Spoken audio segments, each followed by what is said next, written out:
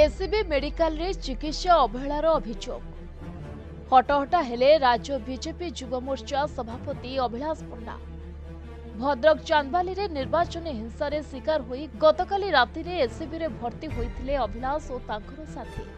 ACB रे अभिलाष को चिकित्सा रे अवहेला हेबा और ठीक भाव परीक्षा निरीक्षा करा जाय नथिबा रे एबे अभियोग करिसंती युव मोर्चा राज्य संपादक गगन ओझा। काली आपण जानिथिबे राजनीतिर बचसारू भद्रक जिले में एक झगड़ा होता विजु जनता दलर किछि गुंडा माने भारतीय जनता युव मोर्चार राज्य सभापति अभिलाष पंडा और आउ किछि युव मोर्चार बंधु मान अतर्कित भाव आक्रमण करथिले तार आमे समस्त निंदा करथिलु।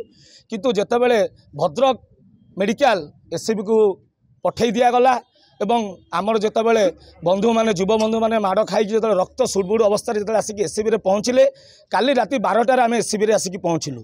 आम समस्त राति 12टार आज पर्यंत एसीबी मेडिकल अच्छु एवं आम जिलार सभापति मध्य उपस्थित अच्छा। जनकर 12टी स्टिच पड़ी आउ जनक पछ मुंडे 16टी स्टिच पड़ी आउ जनकर कानर रक्त बाहर भूमिटिंग हो 4-5 जन पिलांकर एबे पर्यंत आज्ञा सीटी स्कान व्यवस्था करागलानी। मु पचारिया चाहूँगी जिला प्रशासन अधिकारी को तथा एसीबी प्रशासनिक अधिकारी को से कहार चापग्रस्त होई आमर चिकित्सा करूना ना।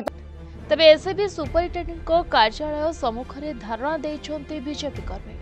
धारणा स्थल में ACB superintendent officer doctor Sudhanshu Shekhar Mishra घटनास्थल में पहुंची बीजेपी कर्मी सह आलोचना करी समस्त चिकित्सा जोगाई दियाजिबा नै प्रतिश्रुति देथिले। अन्यपटे बीजेपी कर्मी अभिलाष को डिस्चार्ज पर भुवनेश्वर स्थित एक घरोई हॉस्पिटल में उन्नत मानर चिकित्सा कराइबा नै स्थानांतर करा जायछि। एटा तो जमा सत्य नुहे जे जने डाक्तर केबे भी डिफरेंशिएट करबनी किए को दलर किए को जातिर किए को धर्मर एटा डाक्तरटे केबे डिफरेंशिएट करिवो नाही। एटा ला मूल एथिक्स एटा ला मूल एथिक्स केबे भी हेई नाही कि आज भी हबो नाही। एटा प्रथम कथा मु कहि दउची।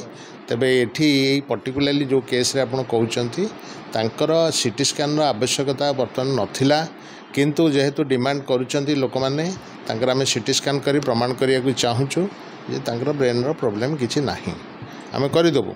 किंतु सीटी स्कैन आवश्यक स्तर करा जाय काहे कि ना टू अवॉइड रेडिएशन जो जो जगह आवश्यक नहीं से जगह सीटी स्कैन कले तार रेडिएशन टा अधिक प्रभाव पड़े तेणु से सीटी स्कैन करा जाय नथिला। कटक सिद्धेश्वर रावल रिपोर्ट प्रतिदिन टीवी।